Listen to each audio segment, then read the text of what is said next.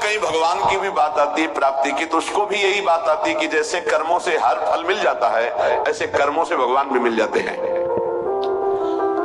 नाशवान पदार्थ की कामना और नाशवान शरीर से किया हुआ कर्म, ये तो हो सकता है, लेकिन नाशवान शरीर से किया हुआ कर्म तुम्हें भगवत प्राप्ति करा दे नहीं हो सकता है, क्योंकि वो आदि अंत वाला है, अनंत को कैसे प्राप्त करा लेगा। बहुत ध्यान देने की बात है।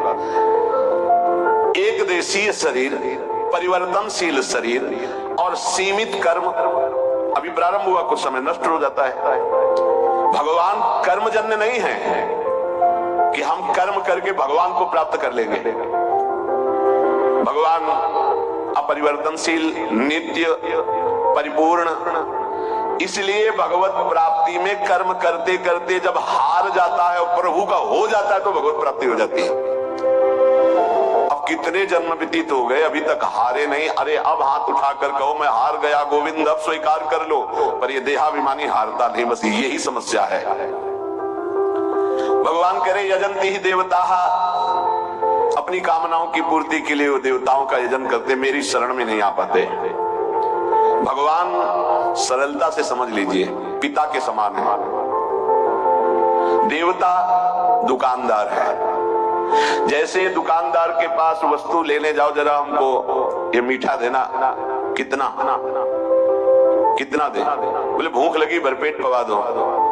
हाँ तो कितना पाओगे? लगभग 1 किलो पाएंगे, तो 500 रुपया निकालो।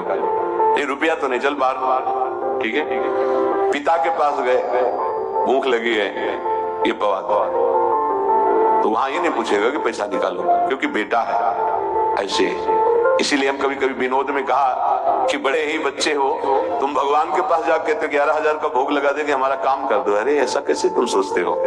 भगवान के चरणों में महालक्ष्मी उनके श्री चरणों को सहलाते हुए हृदय से लगाते रहते हैं। उन प्रभु को तुम कुछ चंद रुपए देकर के, घूस देकर काम कराना चाहते हो? अरे अपने पिता, अपने स्वामी, यदि मांग ही आई है तो सीधे मांगो ना। जैसे बालक अपने पिता से हट करके मांगता है, उसको उचित लगेगा दे देता, नहीं झिड़क देता, नहीं देंगे। तुम्हारे गंदे विचार हैं, तुम्हें पैसा देंगे, गंदगी में खर्चा कर दोगे, नहीं देंगे। भगवान पिता है, देवता दुकानदार है। पिता से अधिकार पूर्वक मांगा जाता है और दुकान में पैसे दे के लिया जाता है। दुकानदार को जैसे पैसे दिया जाता है, ऐसे देवताओं से काम कराने के लिए आपको कर्म करना होगा, उसका सांगोपांग, तब वो देवता तुम्हारे कर्म के अनुसार वो फल प्रदान करेगा। पर भगवान को ऐसी जरूरत नहीं है। भगवान को केवल अपनापन मानने की जरूरत है, प्रभु मेरे, बस इतनी बात है। पर इसमें दूसरा कोई नहीं होना चाहिए, तो अभी आपको परम लाभ मिल जाए। इसीलिए गोस्वामी जी ने कहा बिगड़ी जन्म अनेक की, अब ही सुधरे आज वही राम को, मेरे प्रभु मेरे तो गिरधर गोपाल, दूसरों न कोई। ये लानी है सिद्धि भगवत प्राप्ति के लिए। इसमें तुम्हारा कोई पसीना चुहाना काम में नहीं आएगा, वो तो हारने के काम में आएगा। लगे रहो, फिर जब हार जाना कि नाथ मैं हार गया, तब कहेंगे मेरा हो जा। बस यहीं से परमार्थ का दिव्य स्वरूप प्रकट होता है भक्ति मार्ग में। दूसरी बात, दुकानदार से कहो कि आप चाकू दे दीजिए, पैसा दीजिए, चाकू ले लीजिए। लेकिन पिता से कहिए चाकू दे दीजिए, तो कहेगा किस काम के लिए, क्या काम करना है, पहले बोलिए, आवश्यकता क्या है। अगर आप आवश्यकता सिद्ध नहीं कर पाए तो आपको नहीं देगा। लेकिन दुकानदार आवश्यकता नहीं पूछेगा, आपको चाकू दे देगा। आप अहित कर लो अपना, वो तुम जानो। ऐसे देवता है, हमारे भगवान ऐसे नहीं है। मांगोगे, अगर आवश्यकता सिद्ध होती है तो ठीक है। अगर उनको लगता है कि दुख भोग कर ये हमारी तरफ बढ़ेगा तो नहीं देंगे, भोग दुख और मेरी तरफ बढ़ और अपना परम कल्याण कर। लेकिन देवता ऐसा नहीं। अगर आपने सकाम अनुष्ठान किया है तो आपका हित हो, तो इससे मतलब नहीं, वो वस्तु आपको दे देंगे जैसे दुकानदार दे देता है। पिता सदैव अपने बालक का हित चाहता है, ऐसे ही भगवान सदैव अपने शरण में आए हुए का हित चाहते हैं। ये बहुत कृपालु है। अगर उनसे मांगो भी तो उनके ऊपर छोड़ दो, जैसा आप चाहो वैसा करो प्रभु। क्षिप्रम ही मानुषे लोके सिद्धिर्भवति कर्मजा। ये जितनी भोग भूमियां हैं, जितने भोग के लोक हैं, जितनी भोग वस्तुएं हैं, मनुष्य चाहता है मैं कर्म करके इन्हीं भोगों को भोगूं। कृपा निधान भगवान ऐसा नहीं होने देते हैं। तुम्हें मनुष्य शरीर मिला है मेरी प्राप्ति के लिए, जीवन मुक्त होने के लिए, तुम फिर फंसने वाली बात मांगते हो। इसीलिए भगवान जल्दी भोगों की, कामनाओं की बात नहीं सुनते। तो लोग क्या करते हैं, भगवान का आश्रय न लेकर देवताओं का आश्रय ले लेते, क्योंकि उनको इससे कोई मतलब नहीं कि तुम्हारा कल्याण होगा कि नहीं होगा। उसके अनुष्ठान करो और वो तुम्हें फल प्रदान कर देगा। कर्म संगिषु जायते, इन सबके दिमाग में बैठ गया कि ये करूंगा तो इससे ये फल प्राप्त होगा और उस फल को भोगूंगा, मैं सुखी हो जाऊंगा। ऐसा नहीं होता है। चाहे जितना आपको वैभव मिल जाए, चाहे जो पद मिल जाए, सुखी नहीं हो सकते। सुखी तभी होगे जब मन को सच्चिदानंद में लगा दोगे। इसके अलावा और कोई सुख का उपाय नहीं है। ये कई बार चर्चा में हो चुका है। मन विश्राम तभी पाएगा जब सच्चिदानंद प्रभु में जुड़ेगा। ये प्रकृति में कभी विश्राम प्राप्त ही नहीं कर सकता। तो ये जो लोग कर्मों के द्वारा प्राप्त होने वाले फल, देवताओं की आराधना के द्वारा प्राप्त होने वाले नाशवान फल हैं, ये इसी में आसक्त रहते हैं, भगवान की तरफ नहीं बढ़ते हैं। भगवान ने कहा कि यदि कर्म ही करना है तो अपनी जो धर्म सीमा के अंतर्गत है वो कर्म करो, मेरे को समर्पित कर दो, तो इससे भी तुम्हारा कल्याण हो जाएगा।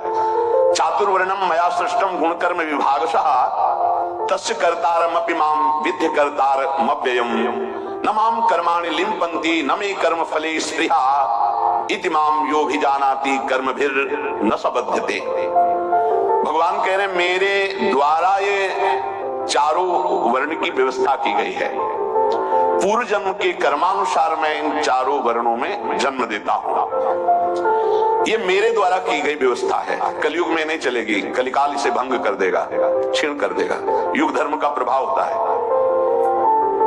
चारों वर्णों की रचना मेरे द्वारा की गई है। पूर्व जन्म के तप, भजन, साधन, कर्म के अनुसार उसका जन्म वर्ण व्यवस्था में होता है।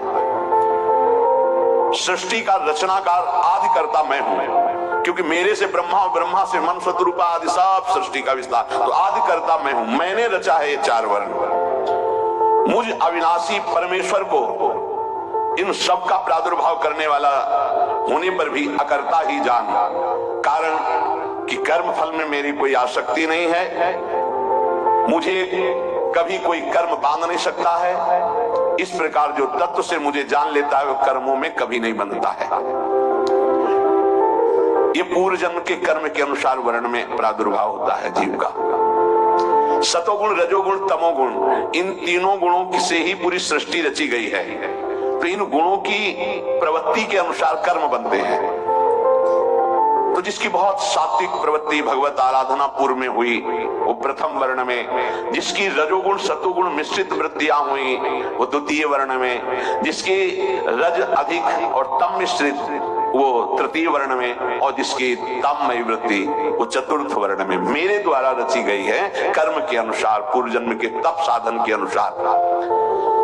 अगर कोई अपने धर्म के अनुसार बर्ताव करे, पूर्व में महान बड़े बड़े भागवत में अपने धर्मों को नहीं छोड़ा, अपने धर्म के अनुसार उन्होंने सिद्धि प्राप्त की है। अब कलिकाल का ऐसा प्रभाव बढ़ता चला जा रहा है कि धर्म की व्यवस्थाएं हैं सब भंग होती चली जा रही है। ये सनातन है, ये सनातन पद्धति है, पुरातन पद्धति है धर्म व्यवस्था। उसको अन्य भाव में ना ले जाए, दुष्ट भाव में ना ले जाए, बड़े पवित्र भाव है।